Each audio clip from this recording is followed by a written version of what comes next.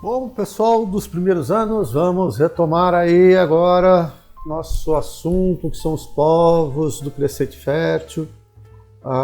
Vamos falar nessa terceira atividade dos hebreus.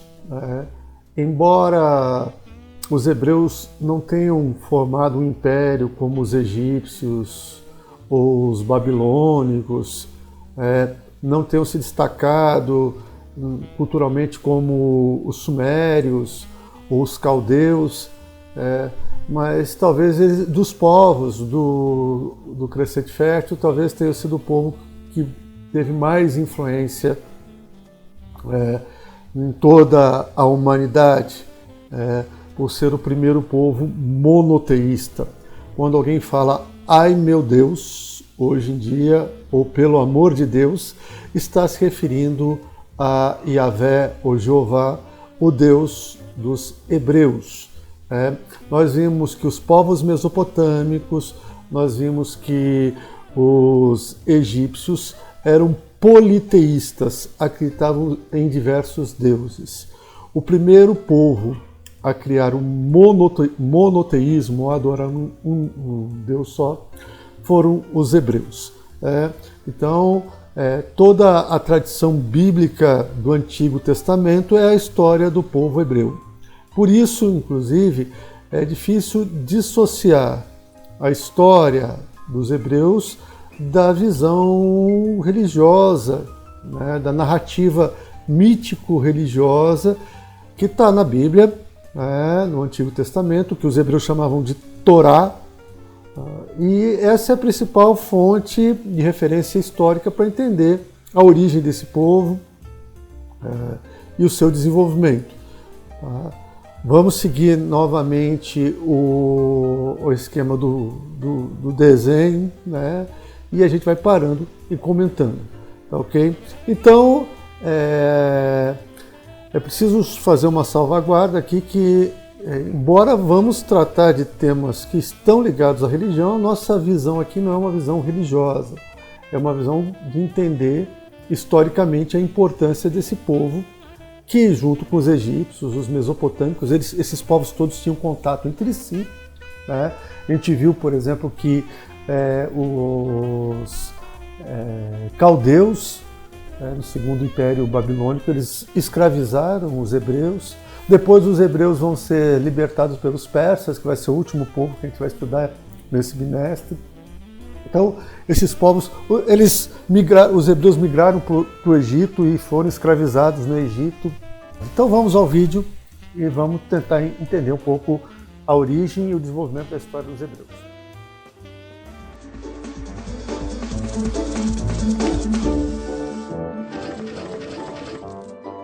Os Hebreus, primeira parte.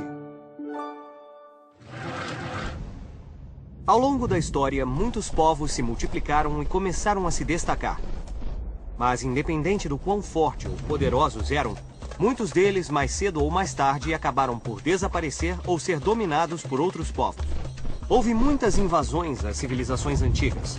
Alguns povos foram conquistados e algumas culturas desapareceram completamente nas areias do tempo.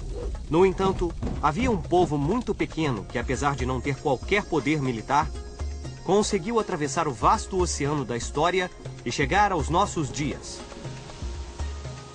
O povo hebreu. Os antigos hebreus conseguiram resistir graças a uma poderosa crença. Acreditavam ser o povo escolhido por Deus. Então, nesse ponto aqui, vale destacar que, para os hebreus, eles são o único povo escolhido por Deus. Aí que vem a diferença com o cristianismo. Quando Jesus, mais para frente, fala que ele é filho de Deus, ele está falando que ele é filho do Deus hebraico, de Jeová. Jesus era hebreu. Só que os hebreus não aceitam Jesus como Messias. Os hebreus têm a crença no Messias, de um Salvador mandado por Deus viria para salvá-los, salvar os hebreus. Não o resto da humanidade, só os hebreus. Só que os hebreus não aceitam Jesus como o Messias. E aí os próprios hebreus, aquele julgamento que todo mundo conhece aí da Bíblia, acabam escolhendo Barrabás, o bandido, e crucificando Jesus. Então, por que isso é importante a gente entender? Porque o cristianismo é diferente do judaísmo. O judaísmo é a religião dos hebreus. A religião hebraica é a religião judaica, mesma coisa. Porque os cristãos, diferentemente dos judeus, eles têm uma visão universalista, uma visão católica, de que o Deus é o Deus de todos os povos. Isso é uma novidade que Jesus Cristo traz quando ele começa a pregar a religião dele. Os hebreus não. Os hebreus acham que Deus é o Deus deles. Por isso que os hebreus eles sempre foram um povo um pouco fechado. Eles não só por isso, mas esse é um dos fatores que faz com que os hebreus, ao longo da história, eles tenham sido muito perseguidos. Ao longo de diversos momentos da história, os judeus são perseguidos, eles são expulsos de Portugal, são expulsos da Espanha, sofrem os pogroms, que eram ataques aos judeus na Europa Oriental, foram perseguidos na Inglaterra. Então, os cristãos sempre tiveram muita briga com os judeus, ok? Mas essa visão de que eles são um povo escolhido por Deus e que Jeová é o Deus deles é muito forte. Você nunca vai ver um judeu, um hebreu, bater na porta da sua casa tentando te convencer a adorar Jeová. Os cristãos fazem isso. Os cristãos têm essa ideia de conversão. Os judeus não têm. É importante atentar para isso. Abraão, o primeiro hebreu. A história do povo hebreu pode ser encontrada em um livro muito especial. Alguém sabe qual é o nome do livro? É Peter Pan? A Bela Adormecida. Não. Chapeuzinho Vermelho? Nada disso. O livro é a Torá. A história conta que por volta do ano 1900 a.C., Abraão, o filho de um escultor da cidade de Ur, fez um trato com Deus, que lhe prometeu em troca as terras de Canaã. Abraão reuniu seu povo. Juntos arrumaram todas as coisas e partiram para uma longa viagem até as terras que Deus havia prometido a eles. Então os hebreus partiram rumo às terras de Canaã.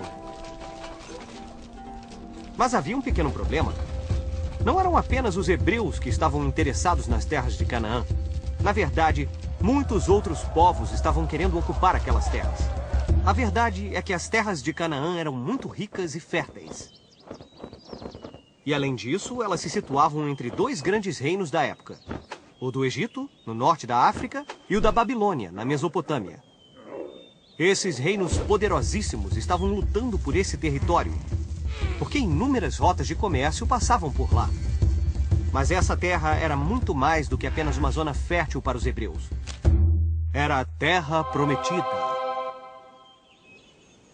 De fato, o pacto que Abraão havia feito com Deus envolvia uma outra coisa.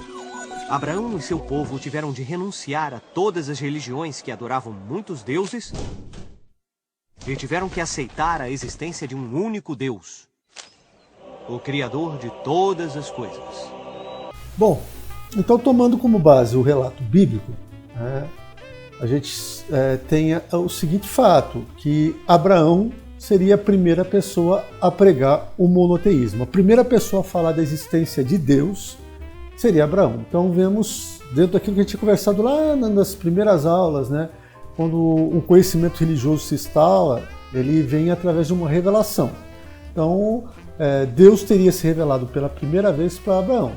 Se ele se revelou para alguma outra pessoa antes, não ficou registro disso. Não está escrito em nenhum lugar.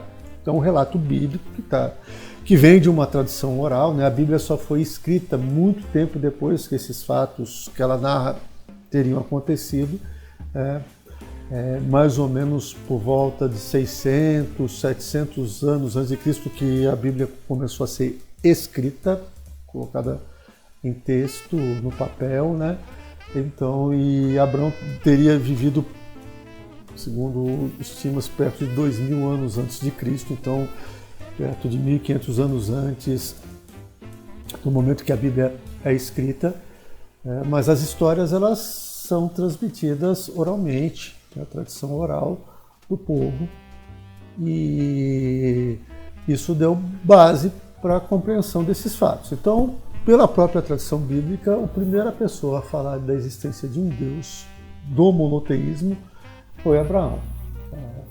Por isso ele é considerado o primeiro hebreu, o patriarca. Os patriarcas.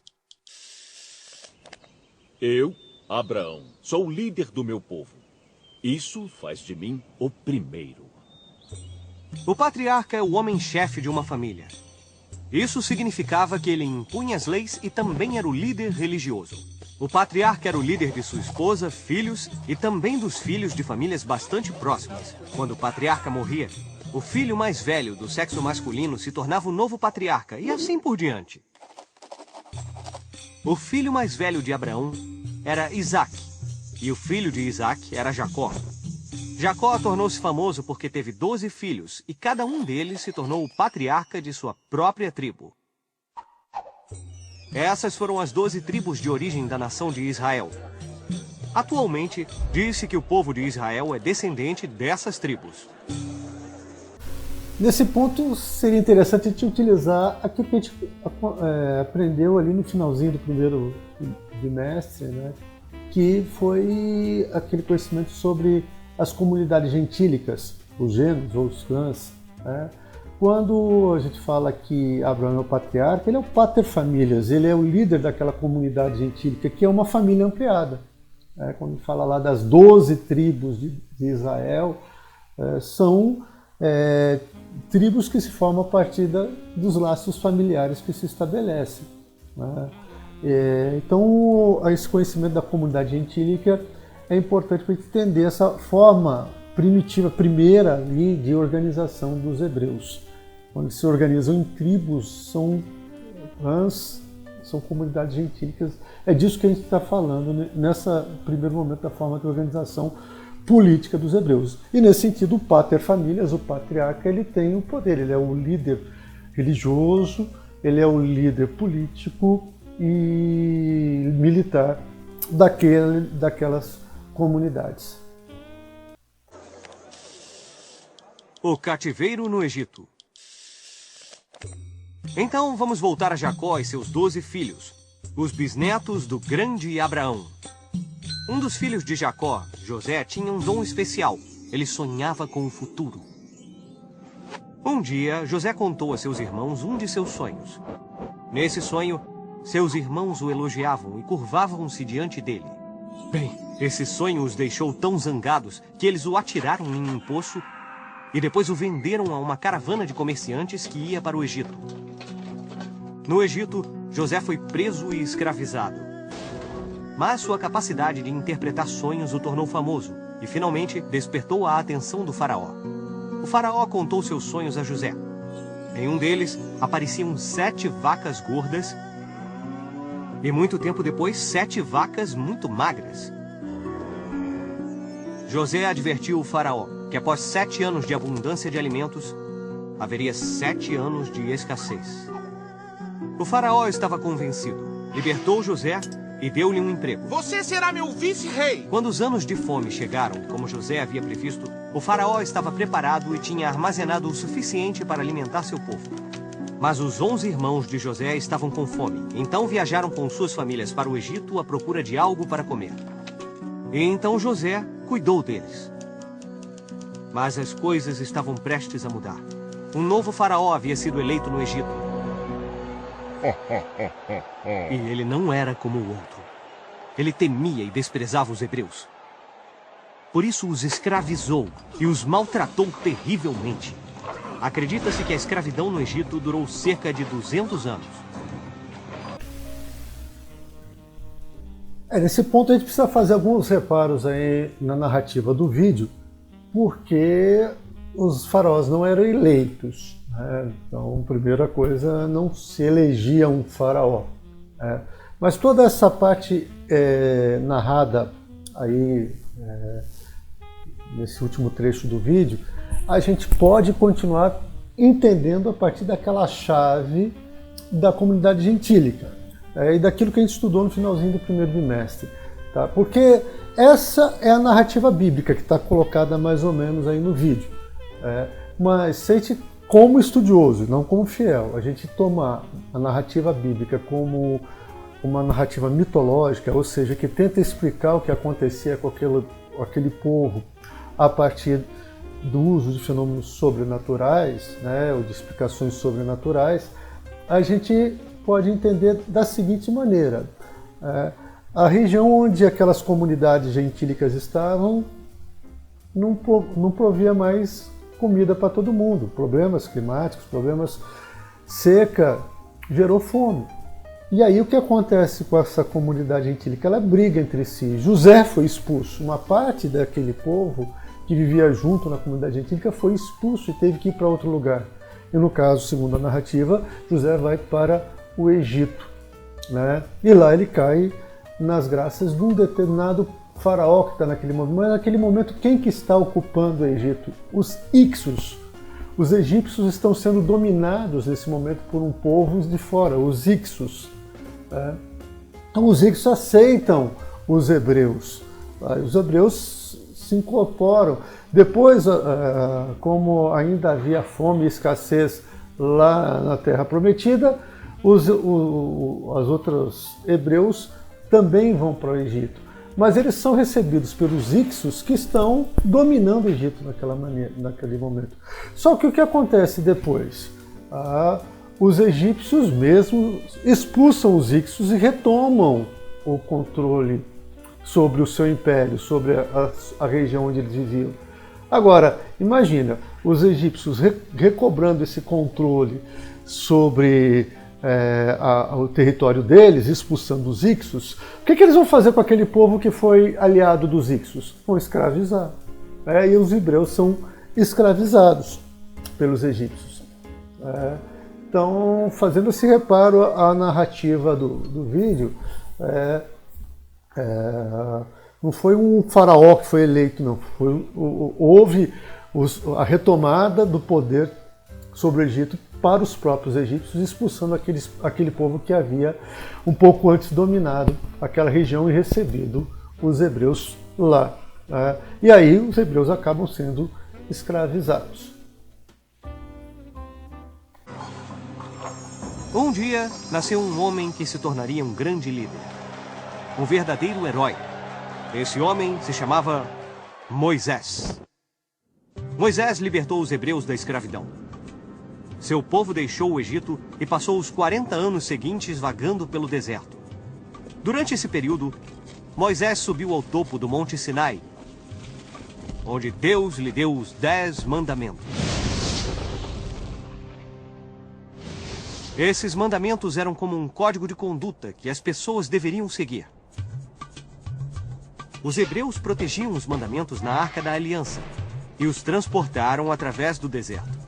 Eles acreditavam que os longos anos de peregrinação foram um teste que Deus lhes deu antes de permitir o regresso à terra prometida de Canaã. Novamente vou chamar a atenção de vocês para aquele esquema que a gente viu lá no finalzinho do primeiro bimestre, né? Porque com os conflitos ameaçando destruir as comunidades gentílicas, o que surge? O reforço dos aparelhos repressivos do Estado. No caso dos hebreus, ainda não havia um Estado nesse momento. Ele vai se formar logo depois, começa a formar um Estado, mas nesse momento ainda não tem. Mas tem o quê?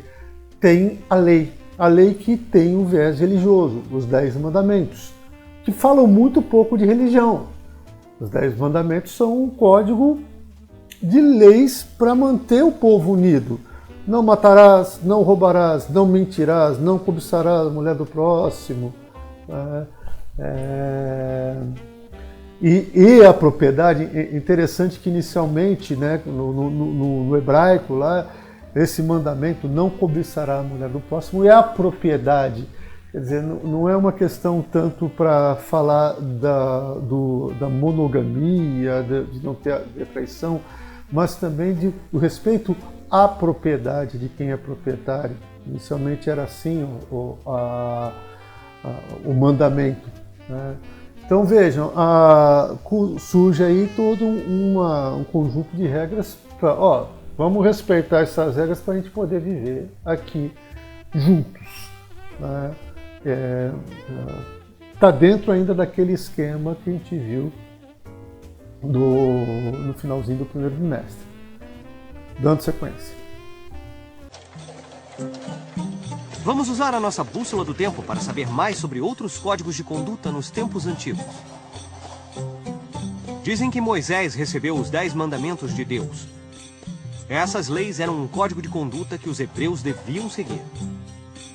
Os 10 mandamentos eram tão importantes que o grande templo de Jerusalém foi construído para protegê-los. E por que esses mandamentos eram tão importantes? Não seria melhor se todo mundo simplesmente fizesse o que quisesse? Claro que não, Pipo. Imagine se todo mundo só fizesse o que quisesse. As pessoas poderiam roubar, mentir, ou mesmo matar sem serem julgadas pelas outras. Então antes de Moisés, todos basicamente lutavam uns contra os outros e só a pessoa mais forte é que podia fazer as regras? Mais ou menos. Todos os povos têm regras para determinar como as pessoas têm que se comportar em sociedade. Mas às vezes elas podem mudar, dependendo dos caprichos dos mais poderosos. Uns 500 anos antes de Moisés, em torno de 1700 a.C., um rei babilônico chamado Hammurabi conquistou uma vasta região da Mesopotâmia. Mas cada região que ele havia conquistado tinha seu próprio conjunto de regras e nenhum deles estava escrito. Assim, as regras podiam mudar dependendo do governante do momento. Isso causou muita confusão e muitas brigas, pois ninguém sabia, na verdade, quais eram as regras. Então, como poderiam segui-las? Assim, Hammurabi esculpiu numa grande coluna de pedra o primeiro código de conduta da história. Desde então, não havia mais dúvidas sobre quais eram as leis do povo, já que haviam sido esculpidas em pedra para que todos as vissem. E justamente porque foram esculpidas em pedra, ninguém poderia alterá-las, nem mesmo os reis. Essa saída dos hebreus do Egito vai trazer alguns problemas. Eles vão tentar retornar para Canaã, as margens do Rio Jordão, ali, a região da Palestina atual. Eles vão tentar ir para lá. Só que outros povos ocuparam aquela região. Enquanto eles estavam lá no Egito, outros povos foram lá e ocuparam aquela região. Então, os hebreus têm que se organizar de uma maneira diferente agora para reconquistar essas terras que eles consideram que são deles, né? Isso vai gerar conflitos entre os hebreus e esses povos. Depois de muitos anos vagando, os antigos hebreus finalmente retornaram à sua terra. E assim começou um período magnífico de sua civilização. O tempo dos reis de Israel. Os hebreus precisavam escolher seu rei, então um sábio foi designado para decidir. Seu nome era Samuel. E ele resolveu que Saulo deveria ser o primeiro rei de Israel. Os hebreus precisavam de um rei forte, porque estavam sendo atacados por um monte de povos. Saulo foi um rei muito valente e derrotou os amonitas e os moabitas, mas não conseguiu derrotar os filisteus. Foi nessa época que nasceu uma grande história sobre um jovem pastor chamado Davi, que foi voluntário para lutar contra os filisteus e seu maior guerreiro, um gigante chamado Golias. Embora Davi fosse muito pequeno, ele foi capaz de derrotar Golias usando sua inteligência em vez de sua força. Davi, armado apenas com uma funda, deu um golpe certeiro no olho de Golias.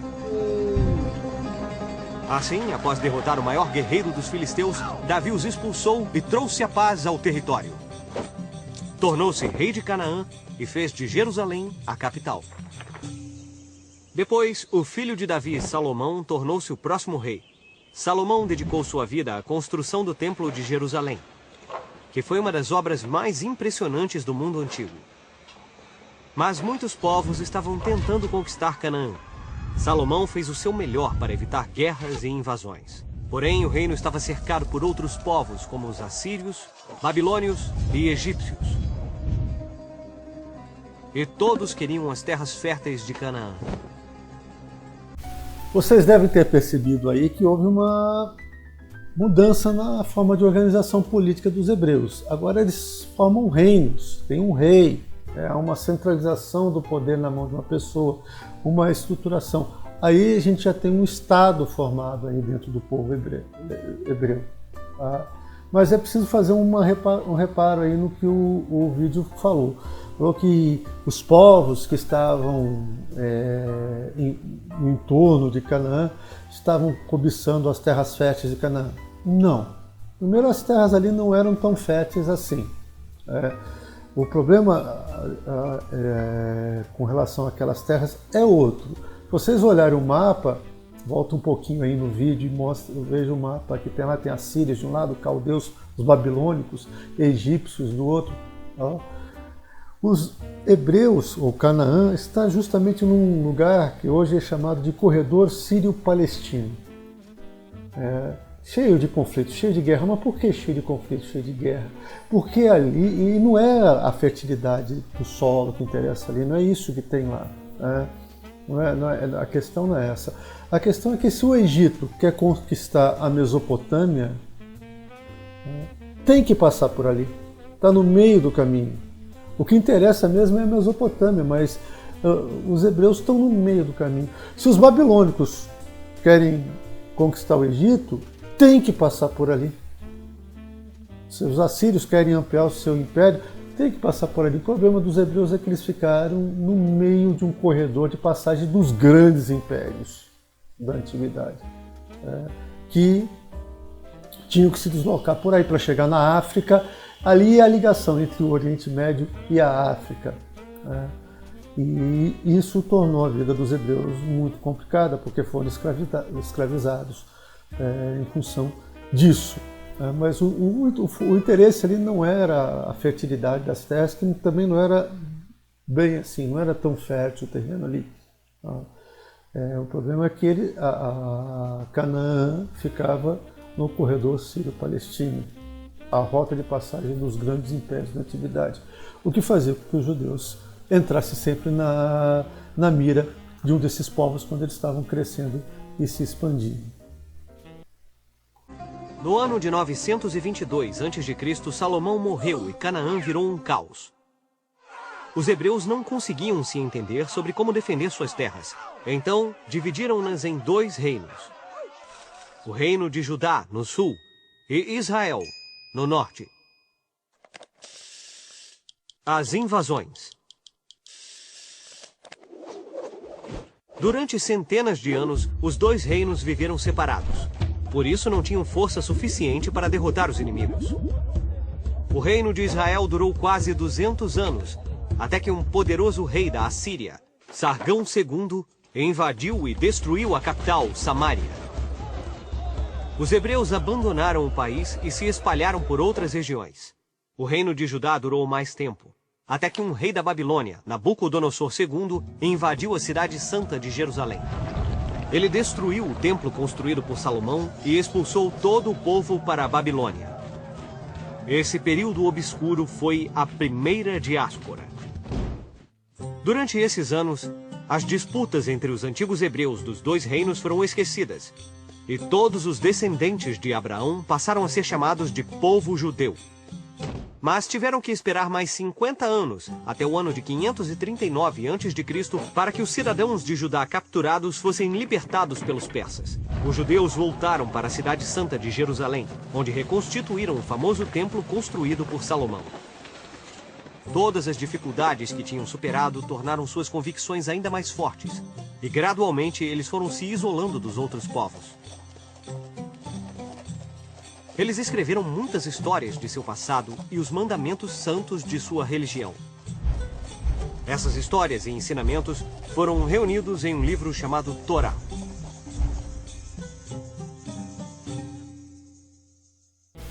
Quero destacar 2 coisas aí nesse ponto. A primeira coisa é a questão dessa dispersão dos hebreus, dos 2 reinos, que então começa a haver uma ruptura, forma-se 2 reinos, isso fragiliza a defesa do território e os 2 reinos acabam sendo destruídos, os hebreus escravizados, e são levados em cativeiro para a Babilônia, esse episódio da Bíblia, o cativeiro da Babilônia. Tal. É nessa época que a Bíblia é escrita, inclusive, quando os hebreus estão cativos na Babilônia. Tá? E destacar Ciro, né, que vai ser um rei persa, o último povo que a gente vai estudar serão os persas. Ele vai invadir, vai conquistar a Babilônia, vai conquistar a Mesopotâmia e vai libertar os hebreus. Então, eles voltam para Jerusalém, reconstroem o Templo de Salomão, e até que os romanos, o Willi vai falar depois, vai obrigar os hebreus a sair daquela região. Isso é para daqui a pouquinho o Willi falar nisso. Então, essa libertação dos hebreus pelo Ciro é uma coisa que merece destaque aí nesse trecho. E a outra coisa é que artisticamente os hebreus eles não têm muito destaque. Então o destaque deles é na literatura, escreveram a Torá, o Antigo Testamento, talvez um dos textos mais lidos da história da humanidade. Então o destaque dos hebreus na literatura. E assim, a única destaque da arquitetura é o Templo de Salomão, que foi destruído pelos caldeus, reconstruído e depois destruído de novo pelos romanos. Então não sobreviveu. O que tem desenhos, relatos da grandiosidade do templo. Então, fora esses dois aspectos, os hebreus, a literatura e a arquitetura, no caso específico do Templo de Salomão, os hebreus não têm uma tradição artística. Por exemplo, você pega todos os povos mesopotâmicos têm uma arquitetura fantástica, uma escultura fantástica. Os egípcios, uma escultura fantástica para representar os seus deuses, principalmente, né? E a questão um pouco é essa, né? Como Jeová não tinha forma, não se retrata a forma de Jeová, ele não tem imagem, né? Isso talvez tenha desestimulado um pouco os hebreus a praticarem as artes visuais, as artes plásticas, como escultura, como pintura, coisa que não ocorreu com os egípcios, que eram escultores fantásticos, ou mesmo os mesopotâmicos. Então, talvez o monoteísmo, da maneira em que foi concebido pelos hebreus, né, como um Deus que não pode ser representado plasticamente em imagem, tenha um pouco desestimulado esse lado artístico dos hebreus, o que ficou focado apenas na literatura com a criação da Torá. A Grande Diáspora. Os judeus viviam em paz. Por mais de 200 anos, eles se dedicaram a consolidar sua religião, sua cultura e seu modo de vida. Mas novos invasores logo entraram em cena. Primeiro chegaram os gregos, sob as ordens de Alexandre o Grande, e mais tarde os romanos, que conquistaram Canaã e anexaram essas terras a seu império. Embora fosse um povo pacífico, os judeus sofreram tanto com os romanos que acabaram se rebelando. No século I depois de Cristo, eles organizaram uma revolta e lutaram contra as legiões romanas. Mesmo lutando com persistência e coragem enquanto puderam, o exército romano era muito poderoso, e ao fim de 2 anos, a cidade de Jerusalém sucumbiu. O imperador de Roma, Tito, ordenou que o Templo de Salomão fosse destruído pela 2ª vez e queimou toda Jerusalém. Os poucos judeus que sobreviveram fugiram da cidade e se espalharam pelo mundo inteiro em busca de outro lugar para morar. Mais uma vez, os judeus eram um povo sem pátria. Um grande grupo de judeus seguiu em direção à Península Ibérica. Eles passaram pela África do Norte e na península começaram uma nova vida. Essas pessoas foram chamadas de sefarditas e viveram lá por muitos anos. Mas no século XV foram novamente expulsos pelos reis católicos da Espanha e de Portugal, que os viam como uma ameaça às suas crenças. Os sefarditas tiveram de se dispersar mais uma vez. A Terra Prometida.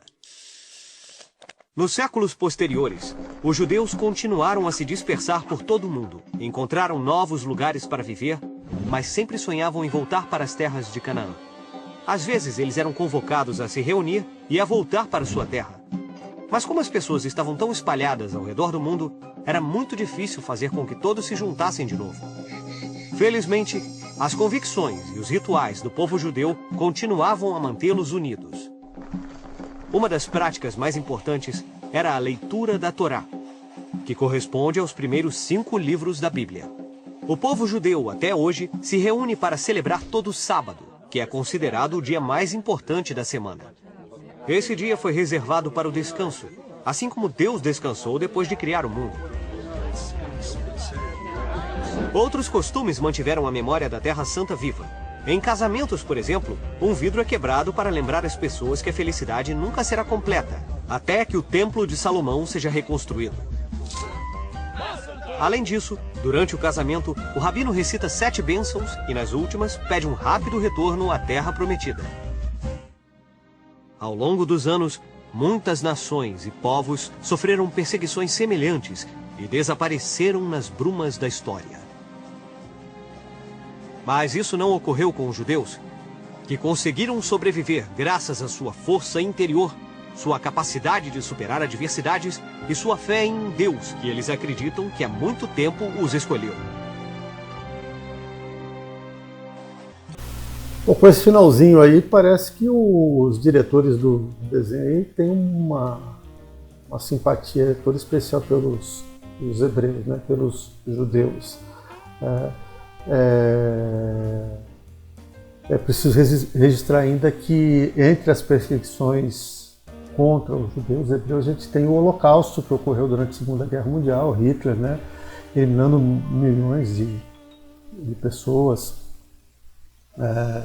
Foi, inclusive, essa perseguição gigantesca que os judeus sofreram durante a Segunda Guerra Mundial, que logo com o final da Segunda Guerra Mundial foi criado pela ONU o Estado de Israel, né, onde era Canaã, e muitos judeus foram convidados a ir para o Estado de Israel. Só que quando eles chegam lá já tem os palestinos, que tem uma cultura mais árabe, muçulmana, né, e começa todo um conflito de novo dos judeus, tendo que expulsar os palestinos das suas terras para recobrar e se estabelecer lá em Canaã, dessa vez com o apoio dos Estados Unidos e da ONU.